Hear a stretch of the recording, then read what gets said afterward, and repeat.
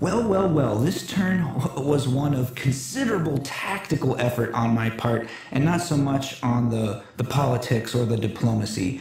The other players and I message each other not that much and not very often, since it seems like we had made up our minds much earlier about what we wanted to do. The Austrian player said, "Hey, I think, I'm going to make moves that you're going to like. Piedmont's going to move away from you, maybe. I think I'm going to do something hostile to the Russian." That was the implication. And I said, "Look, if you attack the Russian, I will join that attack. I unequivocally promise that I will join the attack on the following turn." That sounds awesome. I did want to hedge my bet a little bit and not antagonize the Russian, so that Russia might be tempted to throw everything against Austria after seeing that attack, or possibly cede me some centers in retaliation. Something I wanted to signal with my moves that hey, I'm not your main threat here if Austria really does that, but still give me the option to attack Russia in fulfillment of my promise if Austria does indeed attack. And at the same time, I spent some effort scheming with the Russian about whether we could set up to finish off England, and that never really came together. I still really wanted to find a way if I could take Spain under my own power, even though we didn't have any plan to take out Spain and Portugal together. And after going around and around and around in my mind on all these different scenarios, how can I somehow accomplish all these goals? One, position myself to be able to take Spain under my own power. Two, be able to capture Paris and finish off France. Three, guard all my centers against a possible French lunge to stay alive. Four, prevent as much as possible Russia from being able to backstab me or take any of my centers. Five, myself be able to attack Russia somehow if Austria keeps his promise to attack Russia or keeps consistent with what he was implying he was going to do. So I'll spare you all the different draft versions of that plan and tell you what I ultimately decided on. I decided I need to keep armies in Gascony and Marseille so that I could potentially make a supported attack on Spain. Next, I need to get a fleet into English Channel so that I could be the one to move a fleet into Mid-Atlantic Ocean and cut any support that England might give to Spain, thus setting me up to make a supported attack using Gascony and Marseille and cutting the support using English Channel. I realized that I should hold with Brest so that France doesn't have any good retreat option there, and that I should make my supported attack on English Channel with Belgium so that if France retreats to Wales, or France will be deterred from retreating to Wales because my fleet will remain in London. Then I needed to send some army to be capable of guarding Belgium, most likely in the autumn against a French lunge, and I still also needed an army to be able to take Paris while doing all these other things at the same time. So I realized I should move Munich to Burgundy to be able to take Paris, and Kiel to Ruhr to be able to guard Belgium.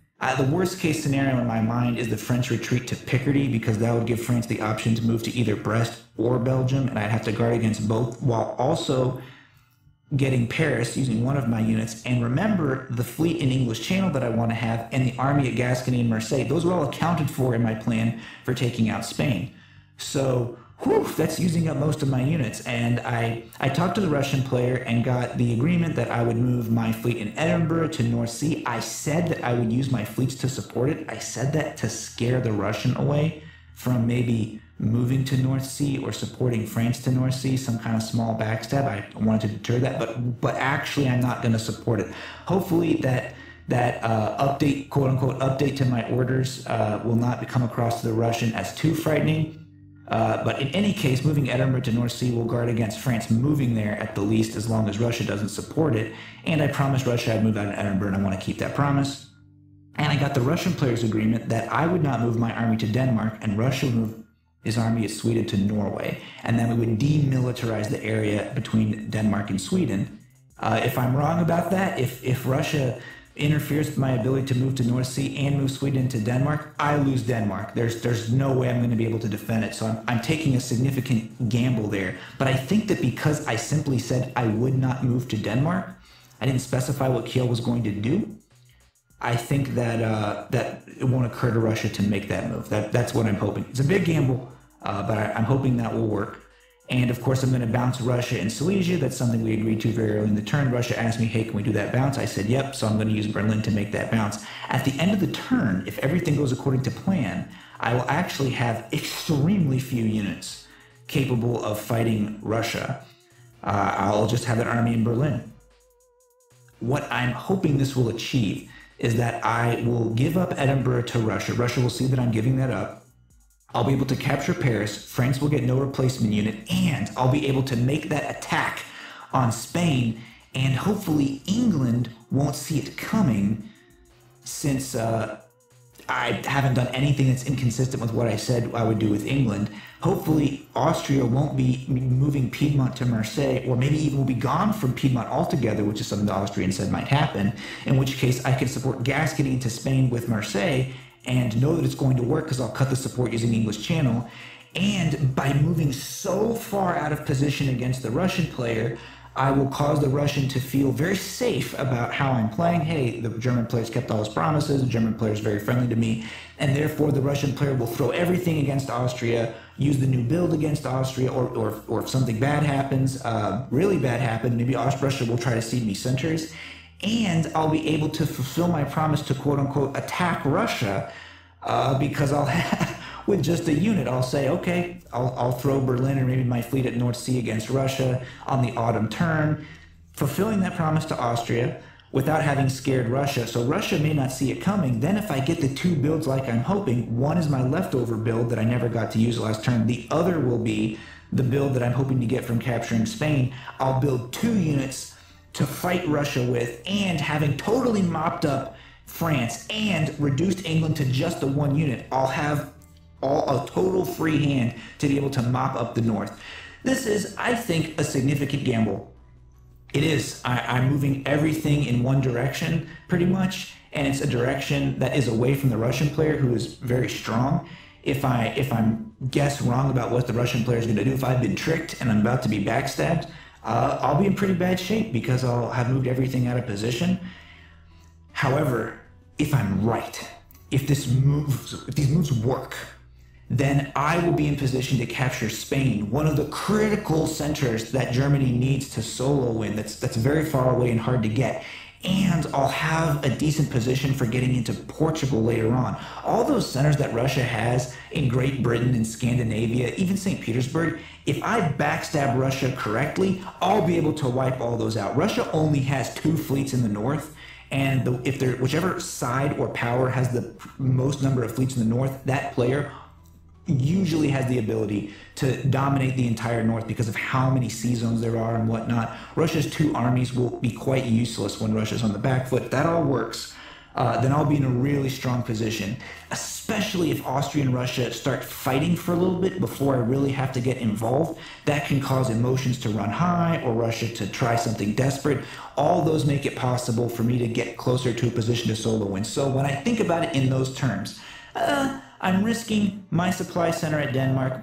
I misled Russia slightly about what my fleets were going to do, and I'm not 100% I'll be able to attack Russia, even though I told the Austrian I was going to help. Those are risks I'm taking, but the potential reward of getting into Spain under my own power and potentially having a position where Austria and Russia, the other 2 big powers, consider me to be the best friend they have. If I can get to that position, I might really be able to win. Therefore, it's worth the risk, and that's what I'm going to do.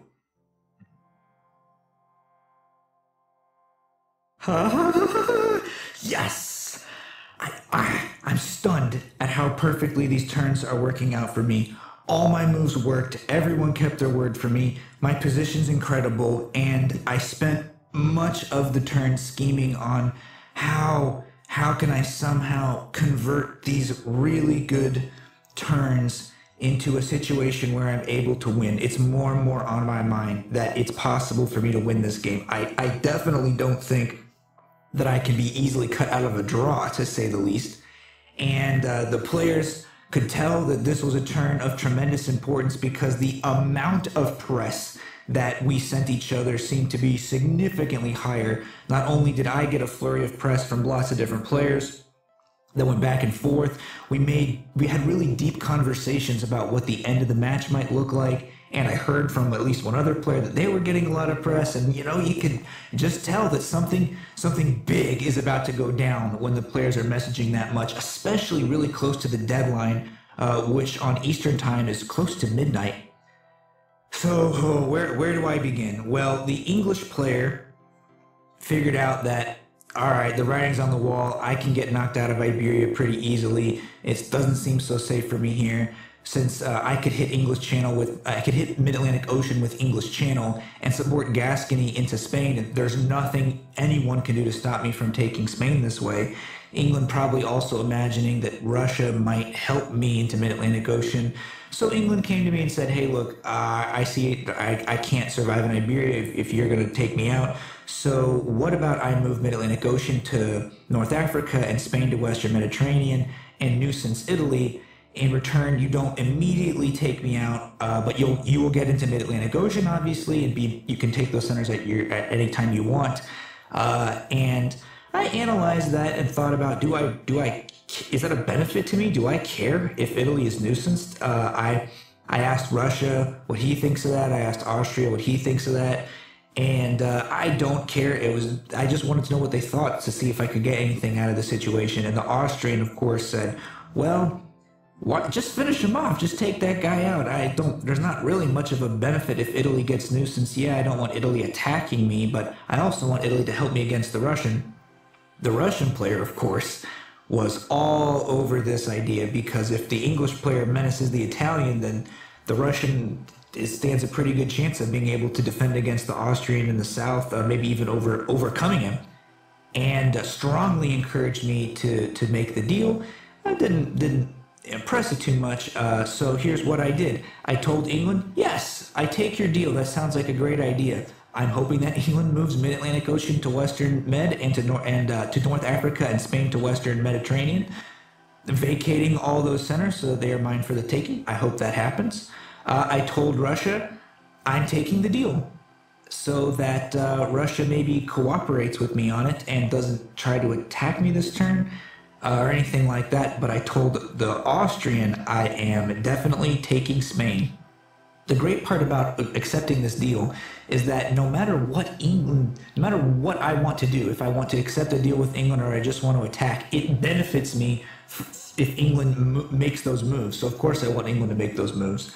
But my analysis is, I think I want to go with what the Austrian said. But I just want to capture the center. If it works, then my fleet is in Mid-Atlantic Ocean, Portugal's empty, and my army's in Spain. It means that I'm taking Portugal next turn. Done. It's a done deal. And I don't really want Italy menaced by England. I would like Italy to menace the Russian, especially since I had this plan of eventually attacking the Russian, which I'll get into. So the French player tried to come up with some plan of begging for mercy, retreated to Irish Sea to get me to persuade me, hey, just leave Paris alive, don't finish me off, and I'll use my fleet to help you. I'll do whatever you say. It's a very common ploy when you're down to your last center. I have nothing to lose, so I said, hey, why don't you use Irish Sea to support English Channel to Mid-Atlantic Ocean? My thought here in asking for that is very simple. If either the English player doesn't keep his word, in which case, great, maybe I'll force my way into Mid-Atlantic Ocean, or the Russian player doesn't keep his word and maybe tries to bounce me at Mid-Atlantic Ocean. So there are these little on-off scenarios where it might be slightly beneficial for me to get that support. And I thought, maybe I should keep the French player around as a janissary, as they say, it's a diplomacy term. Maybe I'll keep the French player around. I asked the Austrian about this, who, as you may figure out from what I'm saying, is increasingly my #1 closest ally, or I would say by the end of this turn, the realest ally I have had over the course of this match, and I'll explain that a little more also. But I said, maybe I should just leave the French player around. And the Austrian said, listen, if it were me, I'd finish that guy off. I don't want a loose cannon. Who knows? He'll probably start working with the Russian or something. And I thought to myself, okay, I can see that. I often say just finish off players. I have been trying to be a little more open-minded about that, to get maybe more opportunities to solo in. However, The Austrian player's advice put me over the edge to just go, yeah, I'll just finish him off. And my reasoning behind that is I want to show the Austrian that I'm a real friend, an ally. I consult with this player. I take his advice about what I should do, even though we're not coordinating any moves in this turn, haven't actually almost all game that I can recall. But to build that rapport with the player so that the Austrian comes to think of me as we've played this game together, we've had a fun time, this player's reliable and trustworthy. That's all part of it. So I decided to flip the other way based on what this ally advised me. I want to show that that's how I think. Now, the real interesting stuff came with regard to the Russian. I had already promised the Austrian. I said, hey, Austria, if you attack Russia, I will join it. I unequivocally promised to do it. So I've got to make good on that promise, or the Austrian player will be pretty disappointed. Also, I just kind of want to attack Russia. I mean, look at this board. The French player, gone. The English player, reduced to one center, possibly gone the turn after. There's nobody left, really, for me to fight. And the Russian player is about to be at 11 centers after this turn, equal to me. So if I don't somehow take a chop out of the Russian player is almost just as likely to win as I am, or to be the board topper. So that fight is coming, I think, and I'd rather start that fight at the moment I promised Austria that I would, and keep that relationship going. The Russian player seems to have sensed this, or at least is just a generally prudent and practical player who makes moves that reduce the ability of other people to backstab. So my obvious plan for attacking the Russian is this: to move my fleet at North Sea to Skagerrak, which can't be stopped, and in conjunction with the 2 builds that I hope to get, will set me up for attacks on Sweden the following year. Even if I somehow lose London or get some other disadvantage, if I pick up Portugal and Sweden, lose London, I'll get another build and gain momentum. I'll eventually take over the whole north. I spent some time planning out my turn in the sandboxes that Backstabber has. Backstabber, the app or the website, has this feature where you can make sandboxes based on the current board state and kind of play it out to see what happens. I haven't played on Backstabber very much, so the sandbox feature is kind of new to me. And I found that really helpful in thinking through my turn as something I had not really used before, and I see why it is popular, why someone would add that to a diplomacy game. So I use that to figure out the tactics of how I might attack the Russian player. And there's not a lot. There's not a lot that I could do. The player is very well positioned, honestly. Even with my outnumbering him in the north, I don't have that many fleets. So I think I might have to build a bunch of fleets at the winter turn.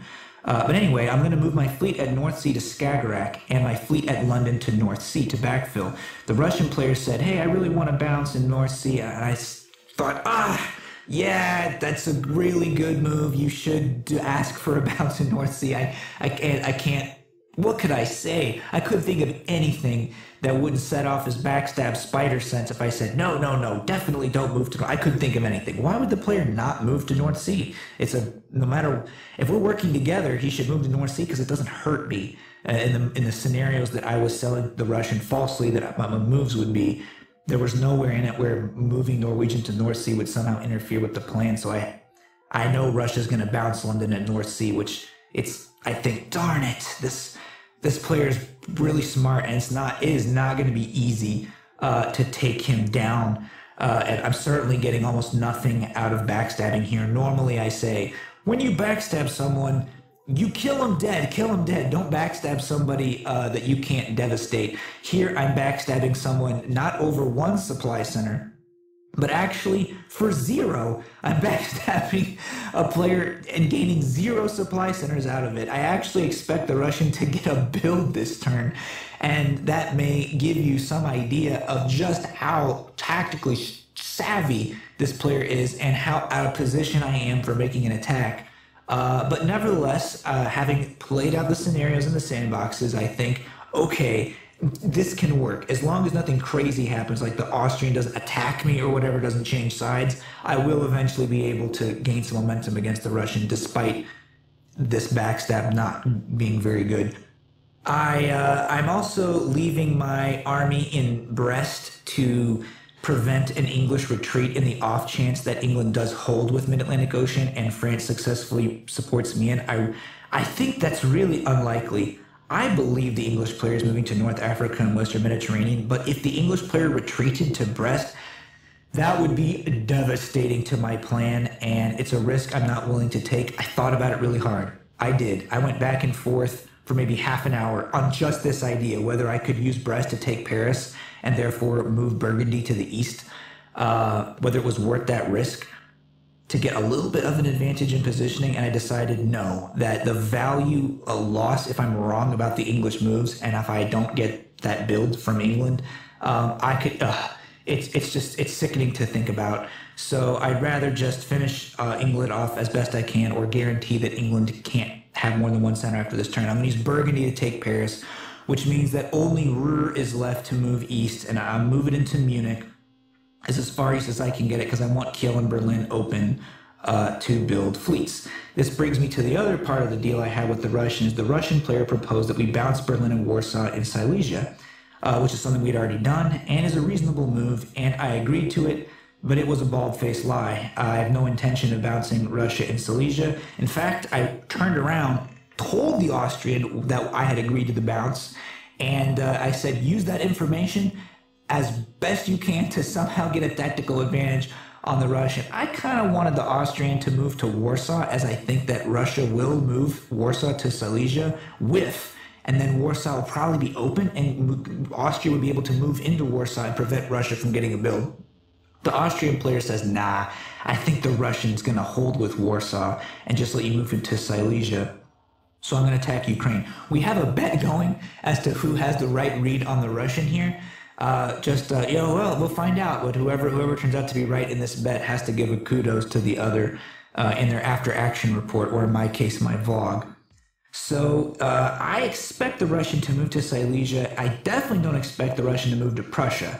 And so my move to Prussia does two things. One, keeps my promise to Austria. It shows I am attacking the Russian. And from Prussia, I'll have a lot of options. I could support moves into Silesia. I could move further east into Livonia.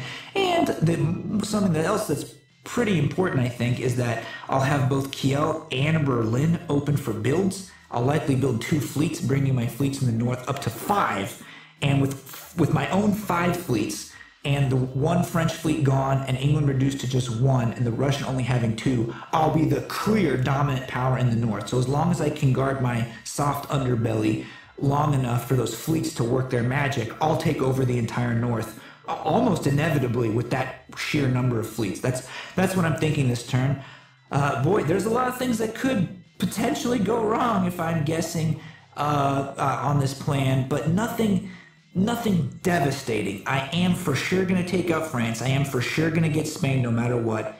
And I am for sure going to keep my promise to Austria. And there's no way that any other player can significantly backstab me. I think maybe if I were closer to getting a solo win, I would be bolder here and take some more risks. But since I still don't have any centers across the stalemate line, I'm not ready to just risk everything to try to get a solo win. The last thing I want to talk about is my relationship with the Austrian. We have Austria initially attacked me and backed off, and since that time our relationship was really cool and we didn't talk very much, but in the last couple of turns we've exchanged a great deal of press, and I learned what I believe this to be true. The Austrians' play style does not really care about draws. And so we went back and forth about what I could do, and we're really close on coordinating our moves, even though we're not we don't have to support each other anywhere. Ultimately, the Austrian came to me and said, would you let me end the match in second place if I helped you get over the top to 18? And that's a pretty strange question for me, because in my mind, there's no such thing as second place. There's just a solo win, or a draw, or you lose. And so if someone else solo wins and you have 16 supply centers or whatever, to me, you lose. That's a loss. But we're not playing on a website that cares about this. This isn't a tournament. There's no points. It's just all for glory. So maybe that's how he really thinks. That's different than what I'm used to playing with. And but I think it's truthful. Just we had a long conversation about this guy's experience with diplomacy and whatnot.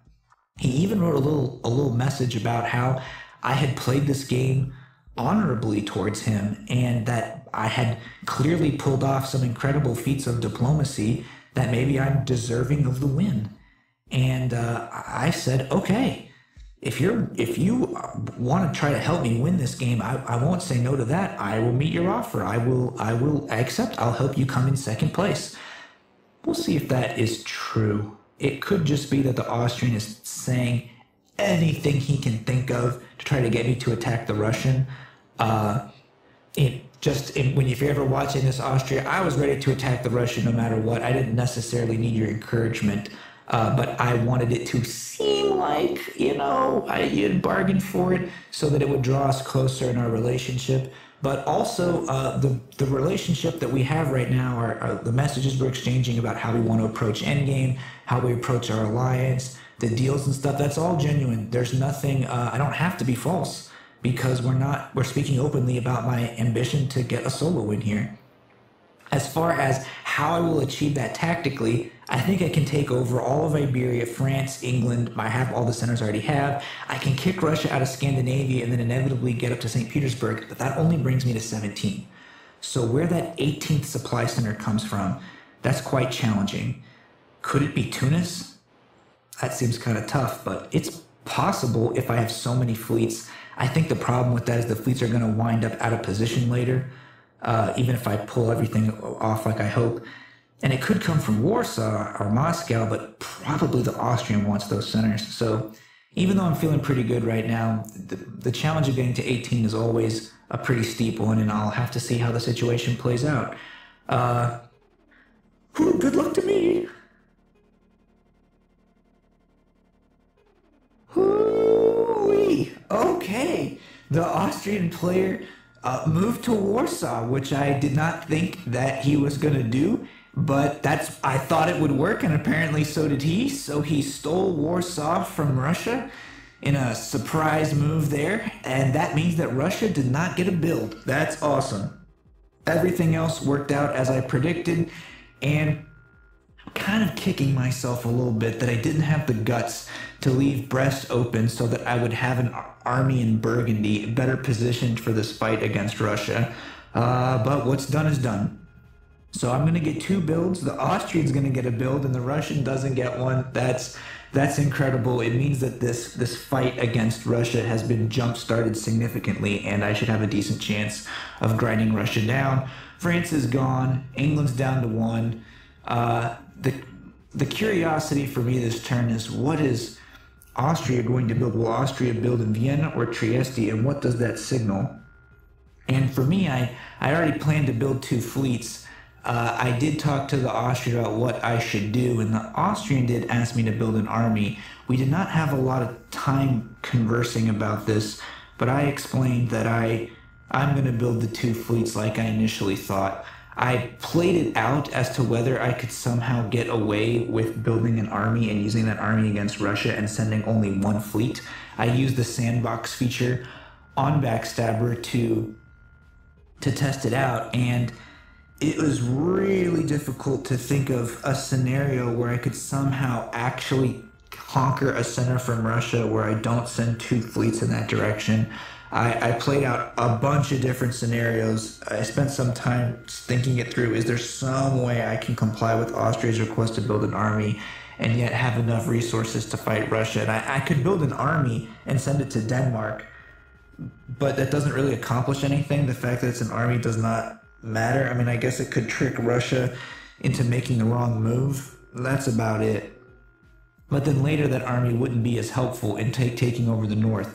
The thing is, all my armies are not helpful to me in fighting for the north. Russia's 2 fleets, army in Great Britain and army in Norway, and most likely soon to be an army that Russia sends up into St. Petersburg to defend against me.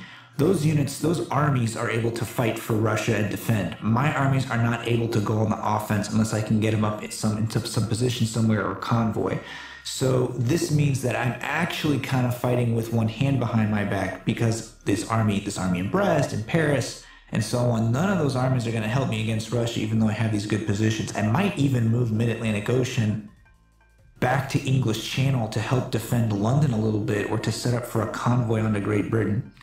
I'm not sure exactly at this time what I'm going to do for that, but after thinking about it really hard, I decided I need 2 fleets. Even though this is going to mean slowing down my attack against Russia in the center of the board. For example, I don't really think I can commit moving Prussia to Livonia, even though I can freely move there. I think that I am better off just trying to defend my home centers from that Russian army in Silesia with my 2 armies until I can get some of those other armies back into position. That's what I decided. Meanwhile, the talk got real interesting. The Austrian player started a new conversation thread with a new title about German-Austrian domination. And so I'll back up a little bit. I have been talking to the Austrian player since maybe, 1901 about the so-called Anschluss strategy. In diplomacy jargon, this means playing Germany and Austria as though they are one huge country. And I believe in this. I think this is an extremely effective strategy. I think Germany and Austria are very good allies. They fight back to back. In fact, Germany and Austria, the German-Austrian alliance is the only one that I've ever played to a 2-way draw. In all the 10 years I've played diplomacy, I've only had a 2-way draw once, and it was as Germany and Austria. I was Austria. So I've been talking to the player about that and using that term, even saying, let's do it. You know, let's just go all in on this alliance. And finally, although he didn't use that word, the Austrian player seemed to go all in and say, all right, we're allies now. Let's have this new conversation thread. It's about our domination. And hey, you know what? Maybe I can fight Italy and Russia at the same time. Maybe you can help me fight Italy. Maybe we can use England to fight Italy. And I'm thinking, yes, this is awesome. Something to keep. I want to know that Austria is going to stick with me. And if Austria thinks that gains are possible against Italy and Russia, then maybe Austria will continue to be my ally. I don't want to face the situation where all the remaining powers unite against me. It would particularly be Italy, Austria, and Russia, that they would unite, form a stalemate line, and then there's no way I can. So they definitely do that. They can definitely form a stalemate line and stop me. And if I played poorly enough, who knows what could happen if they stayed united. I don't think it would last that long. I think they would just fight me to a draw. I don't want that to happen. I want Austria to stick with me. And so between us, we have more than enough supply centers to take over the whole board. We control more than 50%. And I said this to Austria. So I think that we'll work together against the Russian as best we can. And I think Austria is going to start fighting Italy as well, especially if I send some backup through Piedmont, or if England can be counted on to harass Italy at Tunis. And why I'm interested in that is that I know that, or I think that if Austria continues down this path, if Austria thinks, hey, you know, working with the German, there's gains for me to be made, I can make captures, that will give me the time that I need to consolidate everything in the north. That's what I'm hoping for. And then we'll see whether Austria just wants to let me solo in, or if I have to backstab and fight for it. I will try if I have the opportunity. I'll never just vote draw unless I have to. We are making this deal with the English player that I won't take Portugal so that England can help Austria against Italy. I'm doing this purely to keep Austria interested in my alliance. If Austria thinks, hey, you know, Italy can go down, Germany is permitting England to help me with this. That'll keep Austria working with me and not switching sides to join the Russian. That's what I'm thinking there. I actually don't really want to keep the English player alive. I would like Italy to go down slower if Austria is committed against it. And I want Portugal for myself so I can get a build. But luckily, I can just take Portugal at any time as far as I know, especially if England keeps his word and fights for Tunis. So the cost to me seems very small in return for the strategic or diplomatic gain I'll get from what I believe I'll get from keeping Austria on my side. So that's to be figured out next turn, but that's something we were talking about right now. I'm going to build those double fleets. I think Austria might build in Trieste, but it doesn't really matter to me where Austria goes. I don't think it makes a difference.